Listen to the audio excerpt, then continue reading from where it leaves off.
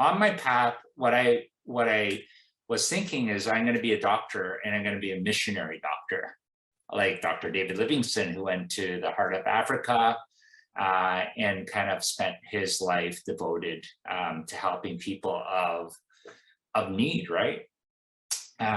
Both physically, emotionally, and spiritually. And so that was kind of my ethos as wanting to help people. First it was physical, then it became, okay, emotional and also spiritual. And then I took this turn, right, into being an entrepreneur.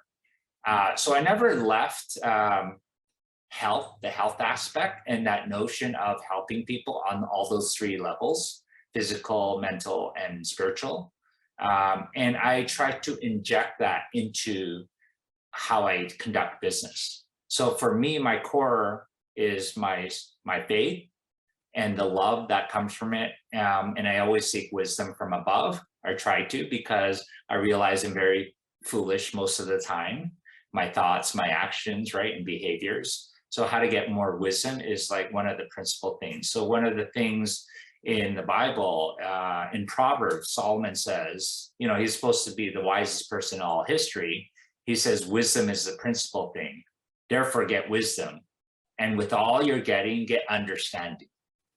And from wisdom comes all the fruits. Like when Solomon asked for wisdom, he said, not only will I give you wisdom, but I will also give you riches and honor. And if you obey me, I will also give you long life. But Solomon kind of did not retain wisdom in his old age, and he didn't live a long time. I'm guesstimating he probably lived into his 60s. It's not a full life, right? Because people, you know, have the capacity to live to 120. We know the oldest person documented is around 120, but very few people actually get past 115. You know, maybe 10 to 15% can hit the 100-year mark, and our average age being 80 now, right? But I think it's not just about the longevity of life. It's what you do with the time that you have. So you have people who, like Mozart, only lived to 35, but look what he did, right? Chopin, I think he lived to like 38. A lot of the poets like Byron, Shelley, right? They only lived into their mid 30s, but astounding what they were able to produce, right? They might not have been recognized during their time, but it's so amazing that their heart and their works have lasted this long. So whether you live, you know, 20, 30, 40 years, or you live 100, like what are you doing? And so that's what's interesting about flow. It's like, how do you remove all the constraints and live according to what's in your heart and not based on what other people are saying? So I think when you have a core foundation of faith, it's bedrock. You